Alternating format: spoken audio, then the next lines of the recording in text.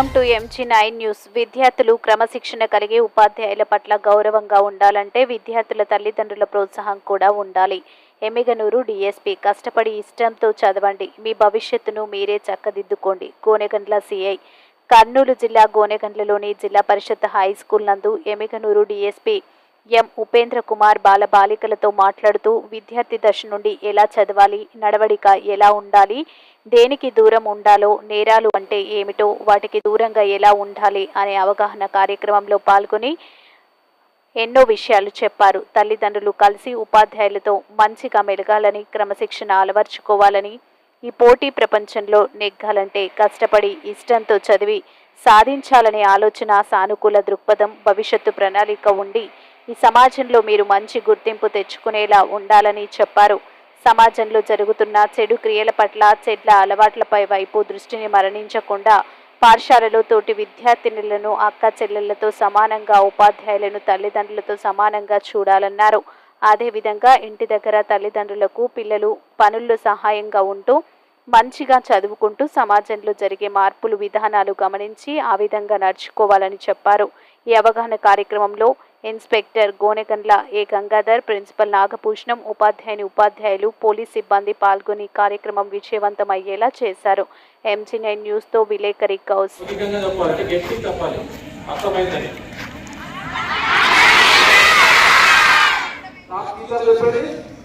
మీరు ఉన్నతంగా మీరు మంచి భవిష్యత్తులో ఉండాలి అనే ఉద్దేశంతో ప్రతి విద్యార్థికి ఉపాధ్యాయులు చెప్పే ఒక మాట, మంచి మాట. ఈ మాట ప్రపంచంలో గుర్తింపు పొందిన వ్యక్తిగా ఉంటారు. అంతేనా?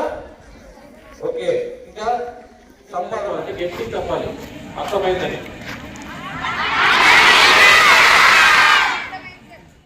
పిల్లలతో ఇంట్రాక్షన్ సెషన్స్ నడిపినాము.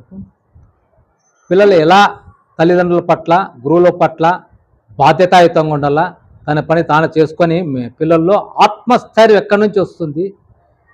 నీ పని నువ్వు చేసుకుంటే నీవు ఆత్మస్థైర్యంగా నిలబడతావు. ఎదుటి వ్యక్తికి వీలైనంత వరకు నీ లైఫ్లో ఇతరుల మీద ఆధారపడుకోకుండా బతకాల. సెల్ఫ్ డిసిప్లిన్ చాలా ఇంపార్టెంటు. ఏదైనా కానీ స్కూల్కి రావడంలోనే ఇన్ టైంలో రావాలా. ఫస్ట్ టీచర్లకు గౌరవించాలా, వాళ్ళు ఏం చెప్తున్నారో గ్రహించాలా. ఏదైనా డౌట్ వస్తే మీరు అడగాల. తర్వాత వచ్చేటప్పుడు కూడా, ఇంటి నుంచి వచ్చేటప్పుడు కూడా విజిలెంట్గా రావాలా. చుట్టుప్రక్కల ఏమి జరుగుతుంది, ఏమి అని చెప్పి తెలుసుకోవాలా. తర్వాత ఇంట్లో ఉండేటప్పుడు కూడా తల్లిదండ్రులకు సహాయం చేయాలా. తర్వాత నేర్చుకునే ఉద్దేశంలో ఇతరుల హెల్ప్ తీసుకోవాలా. పాజిటివ్ దృక్పథంతోనే ఉండాలా. ఎప్పుడు కూడా నిర్వీర్యంగా ఆలోచించకూడదు. నేను గాక వేరే వాళ్ళు సాధించలేరనే కసి ఉండాలా. నేను చేయలేమేమో అనే నిరుత్సాహం ఉండకూడదు. ప్రతి ఒక్కరు కూడా ఒక సమాజంలో గొప్పగా బతకాలనే ఆలోచనని, కలలను సాకారం చేసుకోవాలా. మీకు ఇండివిజువల్గా పేరు ప్రతిష్టలు కానీ, కుటుంబానికి కానీ, ఊరికి కానీ, మండలానికి కానీ పేర్లు తీసుకొని రావాలా. గొప్పగా జీవన విధానంలో గొప్పగా ఉండాలని చెప్పి మీటింగ్ పెట్టి తెలియజేసిన అందరికీను. తర్వాత ఎలా పడితే అలా ఉన్నారు.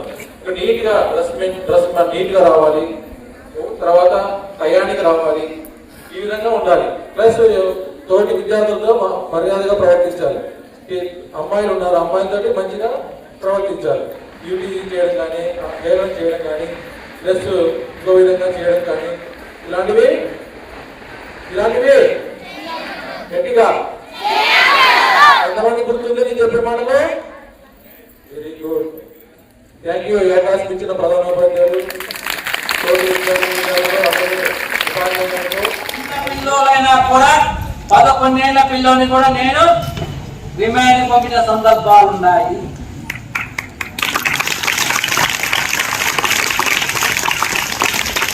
చాలా జాగ్రత్తగా చేసుకోవాలా. ఆలోచన రాకుండా నీ మైండ్కి మంచివి తీసుకొని మంచి ఆలోచనలు, మంచి పనులు చేయాలనేది.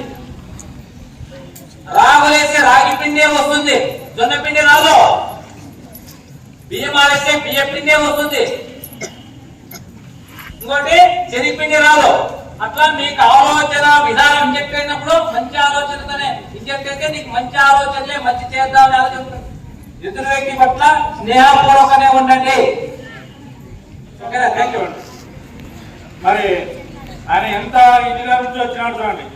ఎవరైనా కష్టపడి చదివితే ఖచ్చితంగా మనం పైకి వస్తాం. అంతేగాని వచ్చినామో పోయినామో అనేది కాదు. మన తల్లిదండ్రులు ఏ ఉద్దేశంతో పంపించారు, ఎందుకు వచ్చినామనేది తెలుసుకుంటే మీరు ఖచ్చితంగా బాగుపడతారు. Thank you sir. మరి మీరు కూడా సార్లాగే కావాలా, మరి ఆ విధంగా కావాలంటే కష్టపడి చదవాలా. Thank you.